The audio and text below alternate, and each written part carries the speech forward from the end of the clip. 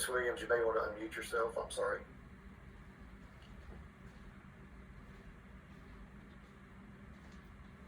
Thank you, Mr. Chambers. I think this is going to be the fun part of the meeting today. Unmute yourself. Okay.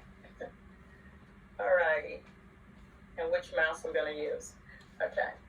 At this time, we're going to recognize the speaker to the posted agenda. I believe Mr. Woods has supplied me with the name. Administration has supplied me with the list of names of individuals who would like to speak today. Gerard, I'm going to ask if you're ready. The first patron on the list is, I believe, is Debbie Pepper. Yes, I'm ready. Okay. According to the agenda, she wants to speak. And Debbie, I'm going to ask that you wait just a moment here. I have a portion that I need to read. Okay, we're taking up the agenda to speak it to the post. The board encourages and welcomes comments and inputs from our patrons. Please limit your comments to 5 minutes, and please refrain from mentioning an employee's name when voicing concerns or complaints, as board policy provides alternate procedures to the grievance process, policy GF local and DGBA local, to seek resolution to complaints. The Superintendent's Office, Human Resources, and Administration in general can assist you in finding those procedures which are available online. The first person to speak at this time will be Ms. Debbie Pepper. Ms. Pepper, I'm going to ask that you wait just one moment, and we're going to make sure that the clock is posted for 5 minutes.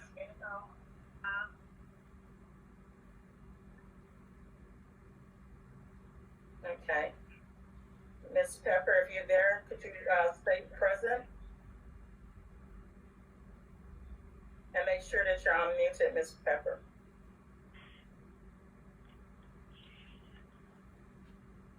Debbie, are you there?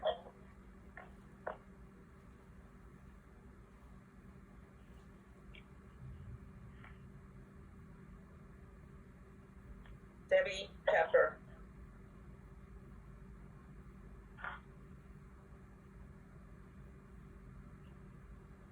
Board, if you do not mind, I think she may be having some technical difficulties. I'm going to go to the next person on the list. Miriam Collins, are you present? Yes, I am. Okay.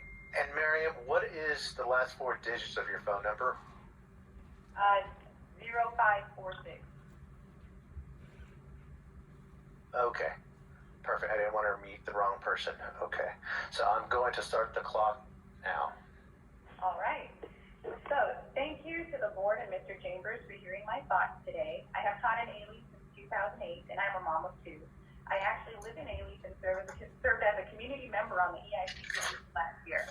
I worked on the calendar committee as well. I was very proud of our work and with how quickly and efficiently we completed the calendar. But in order to do so, we took into account not only our own needs and the needs of our students, but also the calendars of HCC and all our surrounding school districts, including Spring Branch, HISD, Fort Bend, and others. Imagine my surprise when this amended calendar was unilaterally produced, released, and sent out to everyone. That's not how it works. It's not how it's supposed to work. So I have a couple personal issues with this new calendar, and then I also have some philosophical ones, which I'll share. So personal issue number 1, my husband works in Fort Bend. We signed our kids up for school in that district this August just to try it out. Before that, they were in near me. I can't imagine how chaotic my life will be as a parent and teacher if Alief goes rogue on this calendar. Personal note number 2, I held off on purchasing plane tickets to visit my family in California because, as you know, the lockdowns were quite severe there. I have a newborn nephew. He's now 4 months old. I have yet to meet him. So I held off buying these tickets because A, lockdowns were everywhere, and B, I wanted to make sure that it'd be safe to go visit. So, knowing as I did how our calendar was laid out for the year, I carefully chose dates in late July when I thought it would be safe and when I knew I would be off. 2 days after purchasing these tickets, because I held off trying to find a perfect time to do so, this new calendar was released, and now I won't be back back before the first day of work, and that's really, really frustrating. Okay, aside from these pragmatic issues that only affect me personally, I also have some philosophical ones. First issue, even though the district and Mr. Chambers have denied the accusations that it appears the district is moving towards experimentation with a year-round school model, we teachers have seen it, we've observed the changes, and we've maintained our skepticism. When Mr. Chambers applied for District of Innovation status, it followed very quickly that our summer was shortened and shifted. And in my mind, innovation means technology, laptops for our students, maybe a smart board in each classroom as HISD has done. But year-round school is not innovative to me. It's a very old idea, and it failed. I'm from California, and I can tell you it was not a success, and there's no data to back it up. If some government entity is paying us to try it and experiment on our students, it is not due to overwhelming evidence of past success. I do not appreciate what appears to be a crisis being used to fulfill such a vision. Second philosophical issue. The excuse that having a week at the end of every quarter, plus slightly longer breaks, will mitigate a possible second wave of COVID is an arbitrary decision not based on data or any scientific model or prediction. This first wave took a 2.5-month chunk from our school year. How does a week here and a week there mitigate the effect of a possible second wave? I submit only putting laptops in the hands of each student will help teachers and students overcome a possible second wave. In summary, the decision to change the calendar after the school year has ended is arbitrary and unilateral. It should be done with planning, and it should be done with teachers and students in mind. Thank you very much for your time.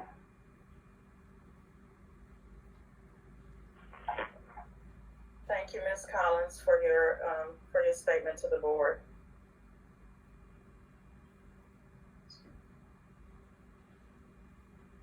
Rod, as that clock runs down, I'm going to ask if Debbie Pepper is now online.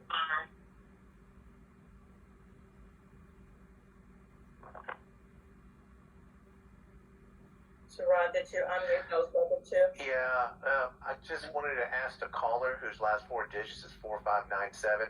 Could you state your name? Damon Barone. So, Ms. Williams, he's the only phone call left. Okay, all righty. Then I'll let you reset the clock before we begin with Mr. Barone. Okay, I'll let it count down. Mr. Barone, you may begin. Greetings, Damon Barone, Alief ISD taxpayer, Alief ISD parent, Alief ISD alumnus. I have a few comments and questions I would like to address. Where is the data to support how this consideration to modify the 2022-2021 district calendar will impact students' academic growth and academic performances? 2 extra days of proposed learning with 2 extra weeks of breaks nestled in the middle of the proposed modified academic calendar isn't going to make or break student academic growth or the academic performance of our students.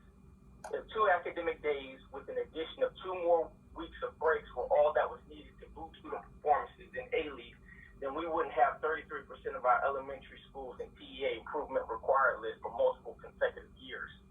Why are you attempting to modify the academic calendar without presenting a plan for students and staff to safely return back to campuses first? If the district was or is doing such a great job with the virtual learning during the COVID-19 pandemic, as you alleged during the May 19, 2020 school board meeting, then there should not be any learning gaps associated with the COVID-19 or the district's online teaching to justify this proposed modified schedule. The proposed modified academic calendar assumes that schools will open again in the fall of August 2020. What is the benefits of the proposed modified schedule for students if campuses are still closed for the fall? How does the proposed modified academic calendar benefit parents who have to obtain extended child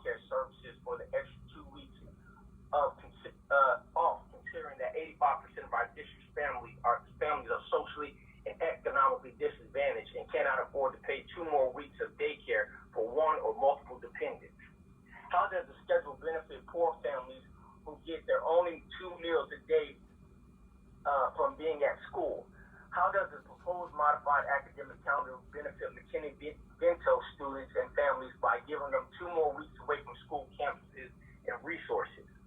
The 2021 academic calendar has already been approved by the school board at the February 18, 2020 school board meeting.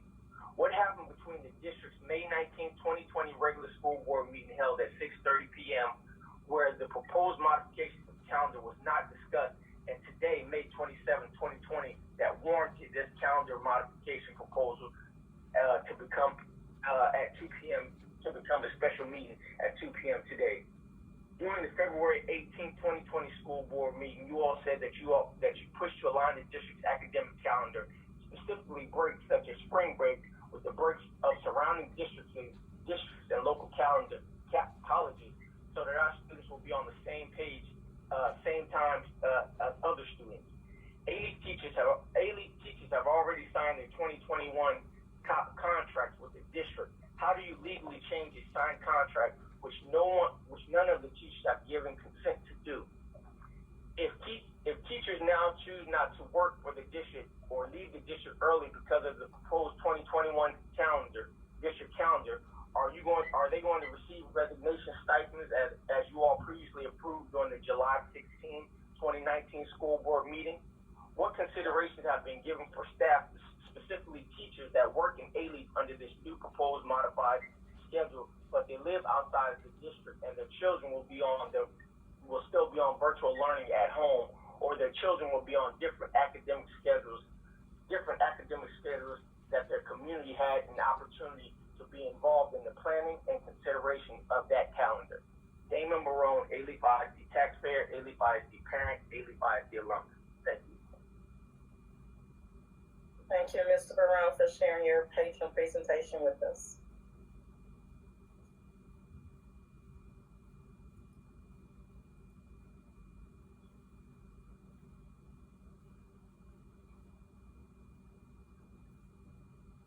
Okay, at this time, we're going to go ahead and move to item number 4 on the agenda to discuss and consider approval for the modified calendar. To discuss and consider approval for the modified 2020-21 district calendar. Ms. Chambers? Yes, ma'am, Ms. Williams, thank you. The previous 2 patrons brought up some relevant points, relevant questions in terms of data, in terms of timing. I want to address just a couple real briefly about number of days. First and foremost, the two weeks, the October 5th week and the February 8th week, in terms of students being able to eat, in terms of days that our kids are in class, those are not an additional 10 days off, because if the board considers and approves this calendar, we would be starting 7 school days earlier than we originally intended, and we would be in school 4 days longer into June. So the days offset, so it's not an additional 10 days of students being off, if you will. But in terms of the philosophy, the practical impact to people, our Alief going quote unquote rogue on this, there's been a lot of discussion since March the 12th. One of the patrons made a comment about what has changed since the February board meeting in which this current calendar was adopted. What's changed is we've had about 2.5 months of what we're not 100% sure what the learning losses are, nor is any district across the state. But we do know they're there. They're there. We just don't know to the extent they are. So with that in mind, as I mentioned the other night, this past last Tuesday night, there's really 3 issues we're attempting to address here, and I don't know how you address them without adjusting the calendar to some extent. The first issue, first and foremost, is assembling our students as quickly as possible in an educational environment, whether it be in person or virtually, and allowing our teachers the necessary time to assess what gaps have been created, what gaps have been exacerbated, what are the true learning losses across the grade levels, across content areas for all our children. reason for the earlier start is to some degree to get them into this environment as quickly as possible, and so that we can balance our semesters like the calendar committees have always wanted. They want the fall semester and the spring semester to be balanced in terms of the number of days, as well as ending the fall semester before the winter break, the Christmas break. So in order to do that, and to provide teachers some time after the first grading period, an opportunity to assess what they've learned about their students, for us to plan whatever those plans may be. That was the purpose of that week in October. The purpose of the week in February, in large part, is just based on our best information available, being given to us by health officials across the state and across the region, the local region, and just trying to build in some flexible time that should we have to close, or should I have to close a school or two schools, or God forbid we have to close the district again. It's almost like bad weather days. We're just trying to build in time to build an opportunity for our students and staff who continue to have these learning losses, exacerbated, in order to address those. So, as a academic explanation and a practical explanation as to what changed between the February board vote and where we are now, it's what's occurred in the last 2.5 months. It's no secret that I believe that there are, in some cases, not everywhere, but in some cases, some students need more instructional time. They need additional learning time. But as Ms. Collins said, the first caller said, yeah, there have been year-round schools tinkered with for years. Some have been successful. They haven't all failed.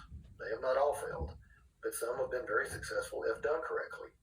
And so I'm not here to I want to be very clear about this. I am not here. I want everyone to listen. For those who are skeptical, I am not here trying to move Alief ISD to a quote-unquote a year-round school, because that has a lot of different definitions.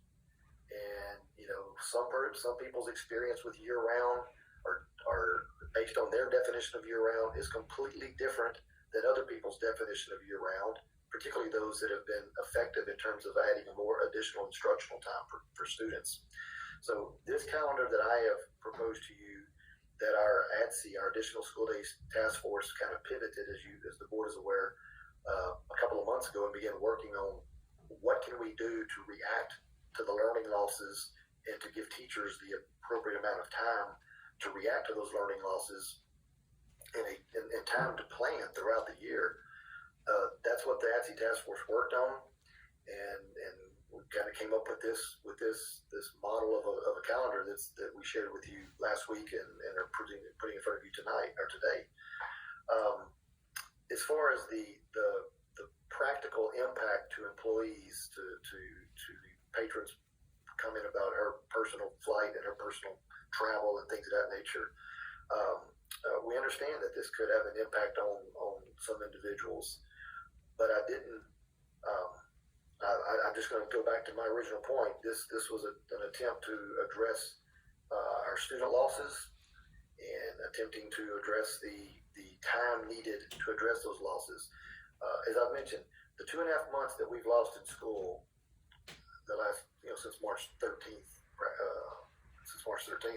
are not going to be made up in one school year. Some people think, well, if we have an additional 3 months, we can make up what we lost. That is not how this works. For those of you who went through Hurricane Harvey and we missed 11 days of school, I would argue there are probably some students who are still impacted by that 11 days, both on the academic side as well as on the social emotional side. Not nearly what it was a year and a half, 2 years ago, obviously, but it's an impact. We're not sure how long this is going to take academically, and so going back to my original comment, I am not attempting to create a year-round calendar in Alief ISD by doing this. I am interested in what those might look like in the future, but not for the district. It would be a very, very, just like ADSI said, it'd be very, very strategic, and only for those employees and only for those families who would be interested in participating in that. But I do believe there's value in it. I will stand by my position position that there is value for some children and some staff members. I don't believe the entire system should go in that direction. And so with that being said, I don't want to be dismissive of any of the comments made or questions that may be asked of this, but I will tell you that there are many districts. As a matter of fact, we got a survey back this morning, and yes, Alief is a little ahead of the curve on this. That is true, and there's a reason we're ahead of the curve on it, is because we have been spending so much time over the last 7 or 8 months, kind of looking at non-traditional calendars and how they might impact student performance and teacher preparation and the ability to give teachers, quote unquote, time to breathe, a chance to react and to prepare and to plan.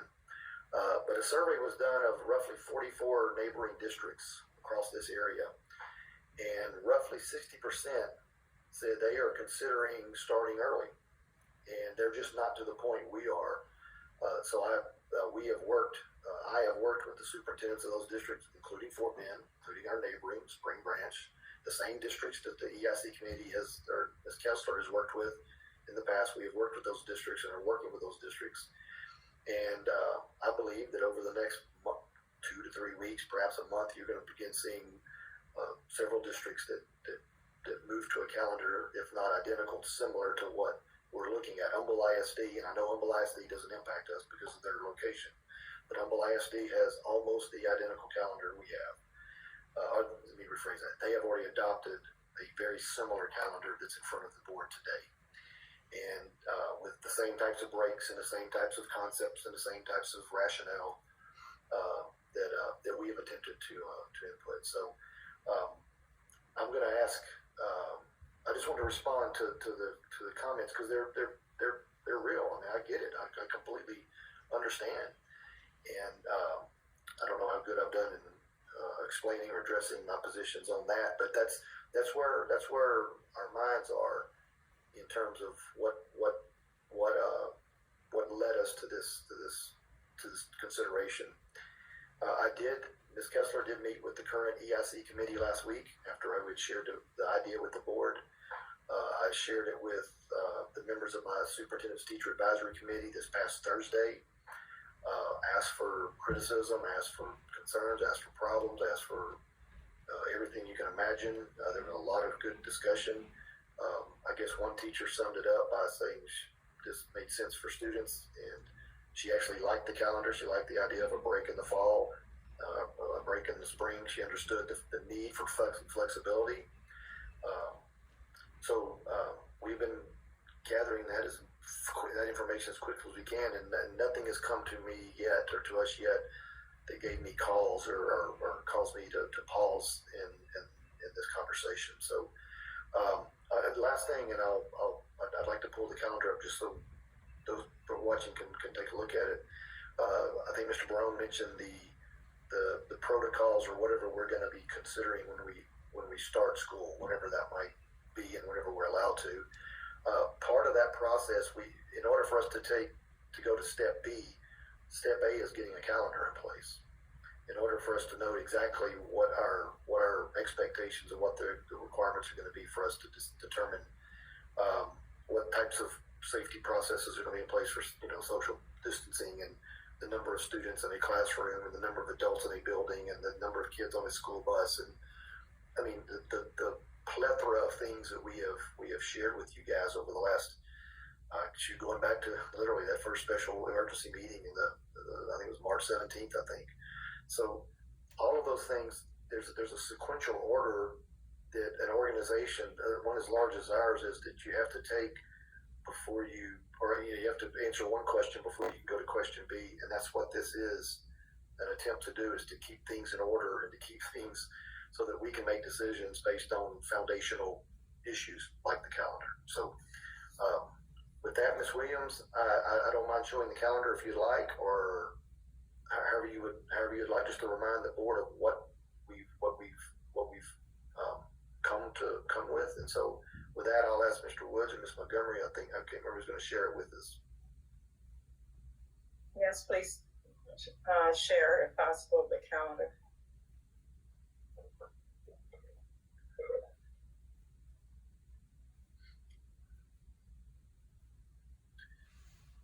So without reading all the fine print up in the top, you'll see that the blue or the turquoise, at least on my screen, it's kind of a bluish turquoise. I don't know what it is on yours. Those are the holidays, if you will, the breaks, if you will. I want to clarify that again, go back to the October 5th and the February 8th week. Those can be used and will be, if this calendar is adopted, for several things. Some of it will be remediation. There I shouldn't say many. There are a lot of districts that use an intersessional type calendar where they go to school for 7, 8, 9 weeks, a grading period, and then they're off for a week or two. And that week or two is used for a break, for planning, and for remediation of your most at-risk students. That's kind of what this would be able to do should this calendar be adopted. There's study after study after study that if you use those intersessional breaks for your most needy at-risk kids, there is significant gains in terms of student achievement and student performance if it's done consistently, if it's done on a consistent basis. In the tan is obviously our student holidays, which are staff development work days. And then the goldish, the brighter yellow looking, is student holidays, but long range planning days, and those are teacher only. We started those, if you recall, last school year. These are not used for professional development. They're not used for meetings. They're specifically for teachers to plan, to get into teams and to plan. And they're strategically placed based on grading periods and data results. And then you can see to the far right just the generic number of days in each grading period in each semester. This calendar would have our new teachers and staff new teachers come back on July 23rd. Non-new teachers, staff, July 30th. Start date of the Thursday the 6th. I want to remind the board and those watching, the reason the 6th and the 7th, why Thursday, why Thursday start or Thursday, Friday, is because if we indeed have to stagger our students in our schools, meaning, and I'm just using this number, we don't know this yet, but if it's 50% of our student population, if we have a Thursday, Friday start, that means we can give our campuses a one day with Group A, for lack of a better term, one day with Group B, for lack of a better term. And then the following week, we would move into whatever we end up deciding as an administration and as a board about what those groups look like. Is it every other day? Is it a hybrid? Is it blended? Is it based on the parents of students who do not want their children in school? They're concerned. It'll be based upon families that have these concerns versus those families who are allowing their children to come back to school in person. It'll be based upon staff, the staff members that we have, particularly teachers who are concerned with their own personal health. So that Thursday, Friday, that's the rationale for that Thursday, Friday. Plus, teachers tend to like breaking that first week up and not having to go through that first week a full 5 days because it's a tough one. And then obviously you can see sprinkled, as I've addressed earlier, the breaks in October. You'll just notice November, Thanksgiving is the same, Christmas is the same, the February 8th, which I've addressed. The spring break that was originally in this year's calendar still remains consistent. And then as you notice, there's 3 student holidays between spring break and the end of May, first part of June. So there's again, I could keep talking about this, but that's where we are. That's where we are, and so I'm open to questions, and Ms. Montgomery can help as well, and Ms. Mr. Chambers, I didn't lose you, did I? Okay. Okay. Thank you, Mr. Chambers, for providing us with some details and responses to what our patrons have put before us. At this time, I'm going to ask my colleagues to either provide a comment or a question that you may have. Let's limit it to 2 minutes, given the time that we set aside for the meeting. And then after that, then we will proceed forward. So at this time, Darlene Brown, you have any questions, concerns, responses? Questions or concerns is what we're limited it to. No questions or concerns. Okay. Dr. Lily Tron.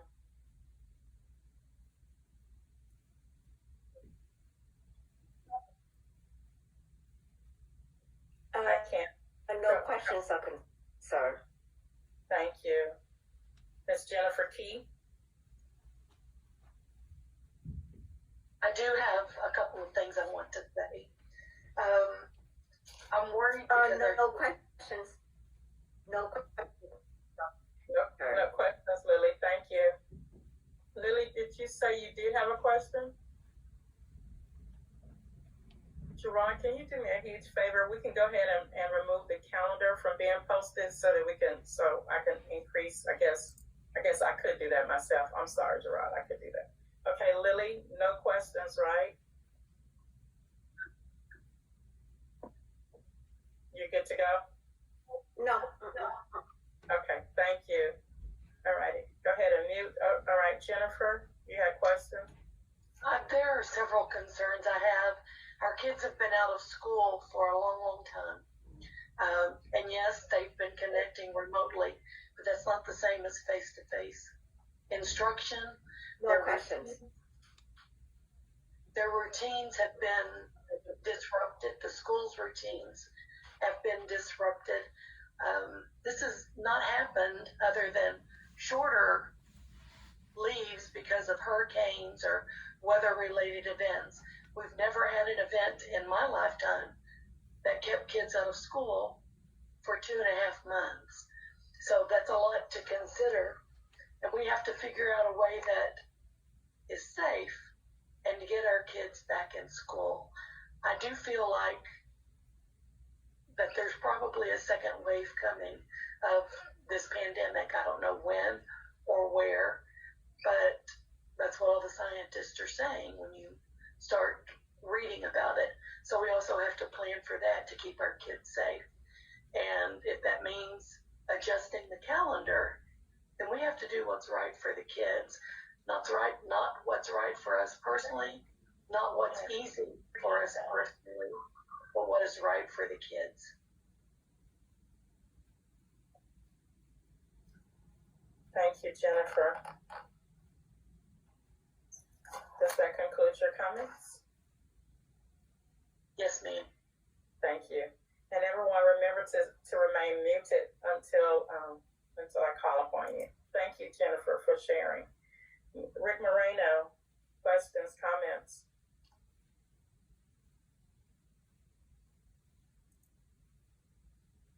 Rick, I'm sorry, you're muted. You're muted, Rick. We haven't heard anything you said. Oh, okay. Can you hear me now? Yes, you're good to go. Okay. Okay. I don't have any questions, but I have a comment very similar to Ms. Key's. This is some tough times. This is nothing that anybody's ever gone through. It's not taught in superintendent school. We were never taught in board training. Administration was never taught this. I believe since day one, since we found out about the COVID and all the laws and rules and regulations set down by the government, all the way down, trickle down to our personal. I think our administration has done a heck of a job in monitoring, watching, discussing, meeting. I'm very confident that this calendar was not just thrown together on a whim and just put together and said, okay, let's just put this out there and do it. A lot of discussion, not just HD coming up with this, not even just the panel that's on the screen, but a lot of people behind. I think Ms. Key said right. We have to do what's right for the students. There's a lot of loss. There's a lot of issues going on. We won't know that until we get back into face-to-face, if we're able to. We still don't know that definite answer on that yet. But it's just, being flexible and working through it. I've been on the front line working at a hospital. I haven't worked at home. And this is the same issue that the hospitals and the nurses and the doctors and everybody's concerned. There's no new normal. This is the new normal. So we have to just rely on the man that we hired and have confidence in him, and as well as his staff that he put in place to do this. And I really totally support him 100% in that. So that's my comment. Thank you, Mr. Moreno, for sharing that information. Thank you so much. Mr. John Wynn, any comments or questions? I have one simple comment. I've noticed the account's been set up pretty good in the back office, all that, and I'm very much confident in HD and his whole staff with being set up right. It's like the first part is the kids. Our kids are our first priority, which is great. We have them a bit better. We have them in sight. Year-round school, well, that's some of the topic not near that at all. My only comment is how many days are banked for bad weather days or COVID days with the new calendar? So, Mr. Wynn, in terms of the number of days, right now there's 10 that could be used that week of October 5th, the week of February 28th, potentially. And then we have additional days that are identified in the calendar that possibly could be used, but 10 at a minimal. 10 at a minimal. Now, if we have a longer shutdown, I mean, if we are required as a district to shut down for longer than that, then we're going to have to go back to kind of what we just did for the last 2.5 months, but in a much better, more prepared way. But if it's a campus here or a campus there, meaning not the entire district, it may be based on results of a student or a staff member, we're better prepared to address that. The problem with it is you just can't predict when it's going to be. And that's one reason you have a fall and a spring kind of week in there to try to address both. So 10 days, I guess, to answer your question is a practical matter. Okay. Mr. Yeah, Wynn? Thank you. All righty. Ms. Natasha Butler, comments, questions? Remember, everyone else remain muted. Ms. Butler? Hi, I have a couple of questions. So my first question is, what is the change, like in budget, we're going to add 2 days worth of instruction. So I know we typically plan for 185, 186 days. If we're adding 2 more days, is there going to be any budget implications for those 2 days for, staff, students, teachers, everybody coming back to school? So that's my first question. And then my second question is related to, well, if we're only going to add like 2 days of instruction, so why not add them at the beginning of the calendar year instead of having to do all the extra 2 weeks off? Because when I've gone and talked to daycare owners, they don't have the capacity to come and take in all those elementary kids if we let them out at any given time for these 2 weeks.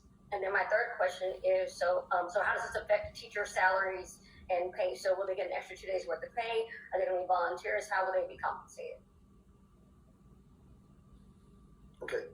To your first question, in terms of the number of days, the teacher contract days remain the same. We're just adjusting the instructional days with some of the professional development and staffing days. So there is no increase. It's a 187-day contract. I'm talking about teachers only now. 187-day contract. If we were to add additional instructional days or additional days to that contract, for every day, it's $1 million roughly to Alief. So just 1 day is $1 million.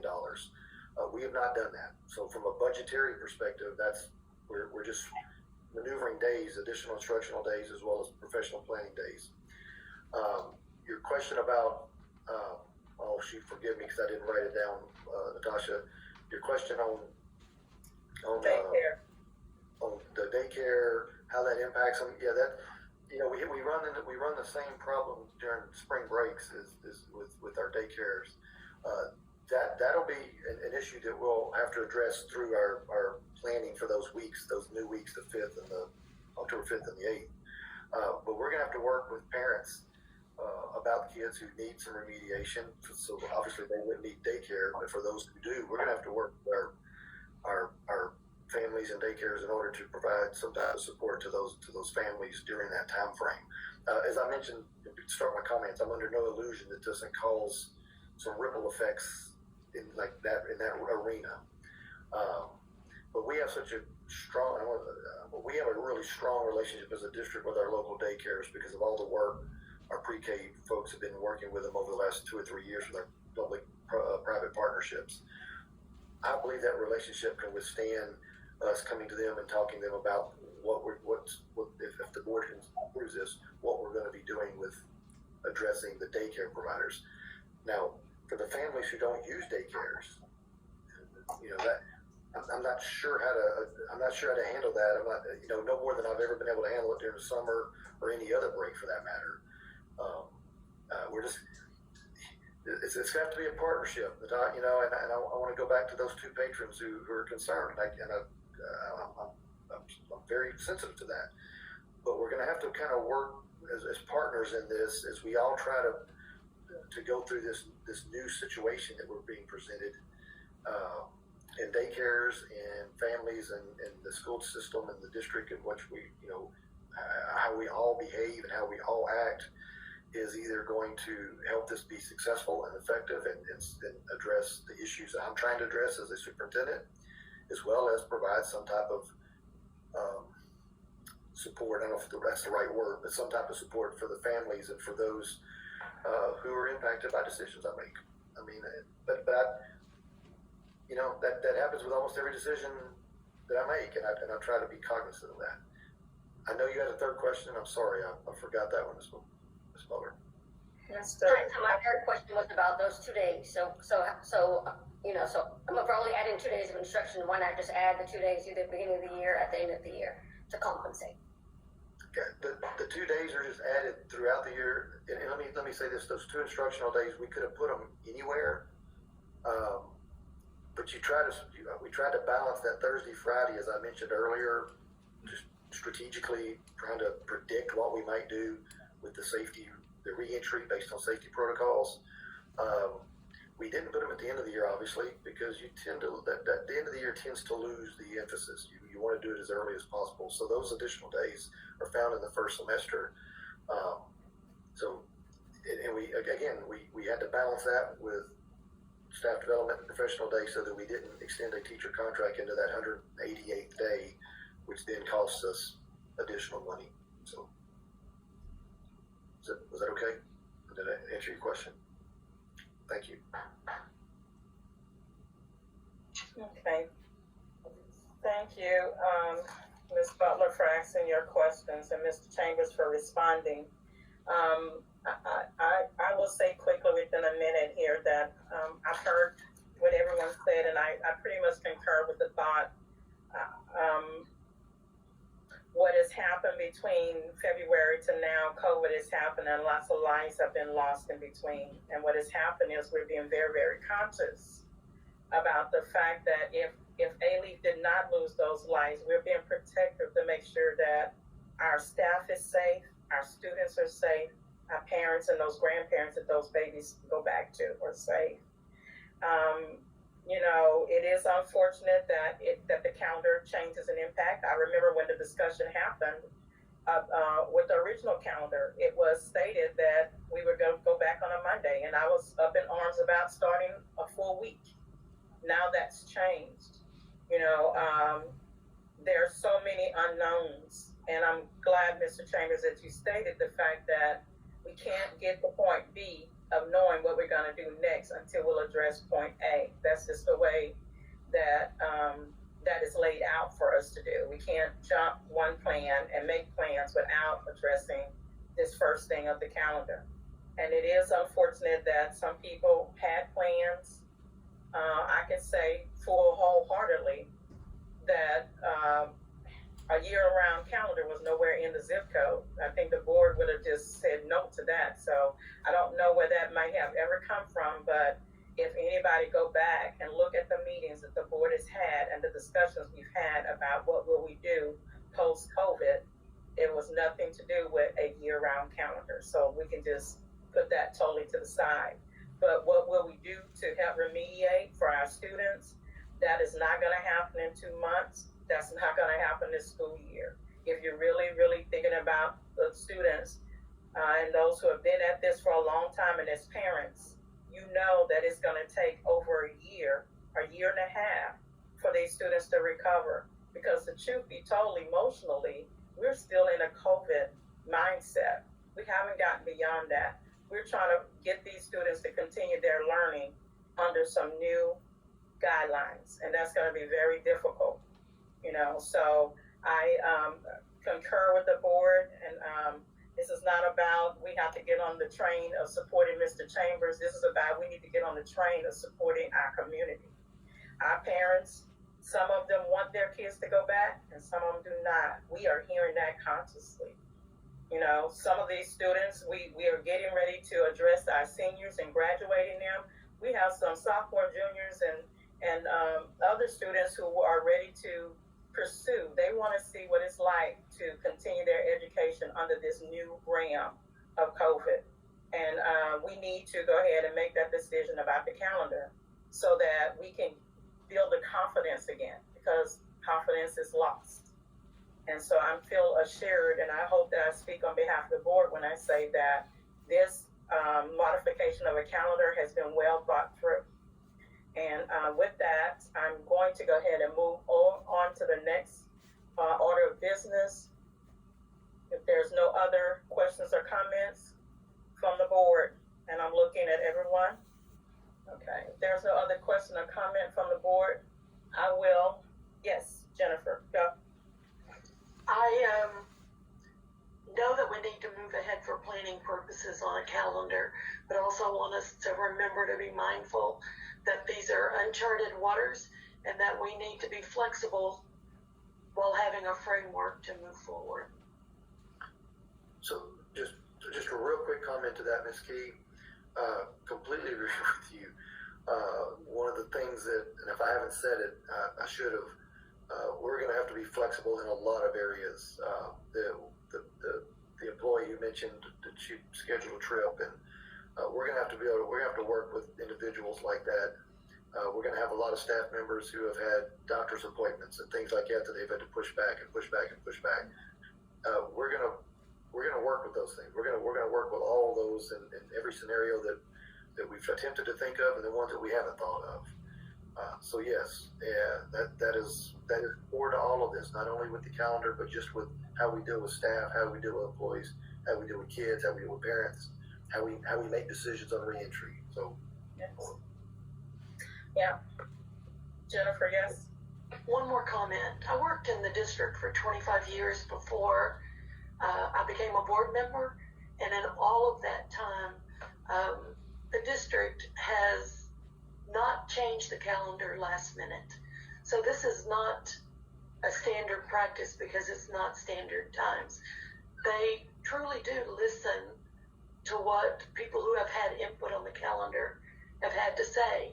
And until this year, there hasn't been that need for making a change. Just wanted to point out this is not a standard thing.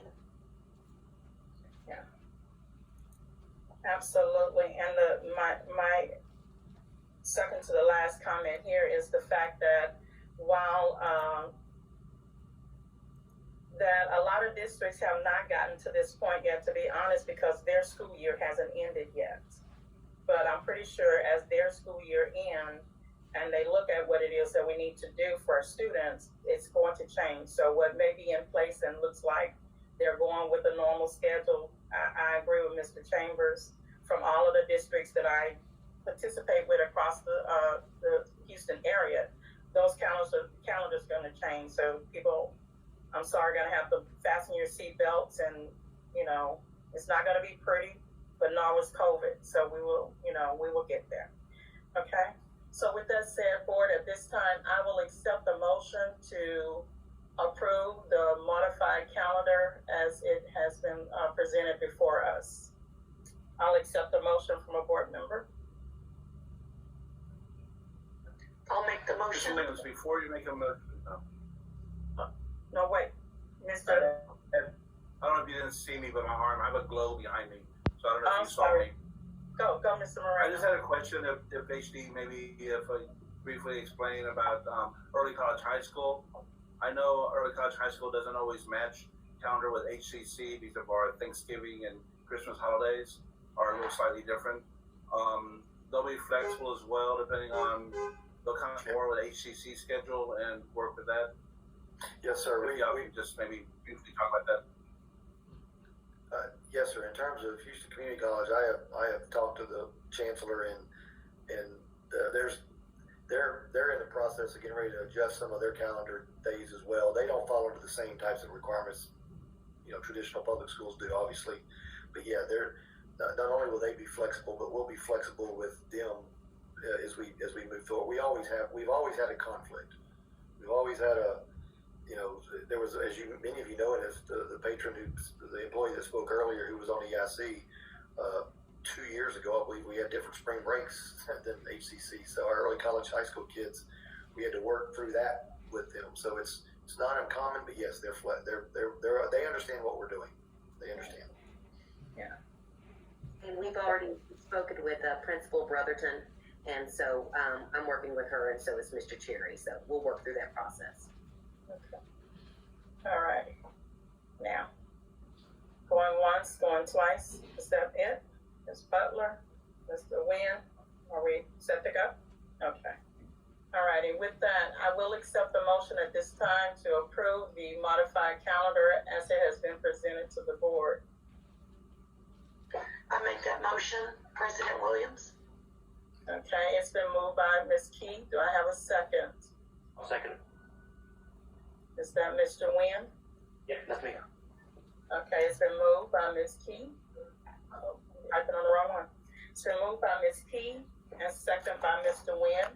I'll do a roll call to announce the votes. Ms. Darlene Brown. 4. Thank you.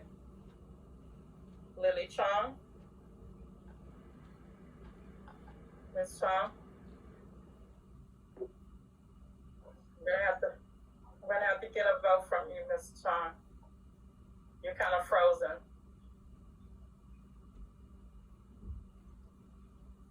She's frozen, everybody. Gerard, can you send a message to her to kind of call us so we can hear her voice? Yes, ma'am. Thank you. I'm for. Oh, you're 4? Okay, good. Thank you, Ms. Chong. Okay, Jennifer Key, 4. Rick Moreno,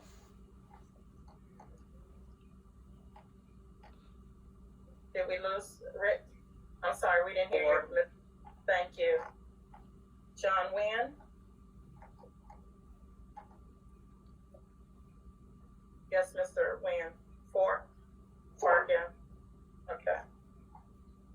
Ms. Butler? Hi, against. Okay. Okay. And Ann Williams? 4. So let the record show it's 6-1. The modified schedule, the calendar has been approved. Thank you, everyone. I understand that Ms. Bro, because she was on her lunch break, is going to have to exit from the meeting. So thank you, Ms. Bro, for participating. Thank you. All right, board, at this time, let me move on. At this time, we're going to go into executive session for the next item to be discussed. Okay. I'm sorry, everyone go ahead and please mute, because I have to read some information for you.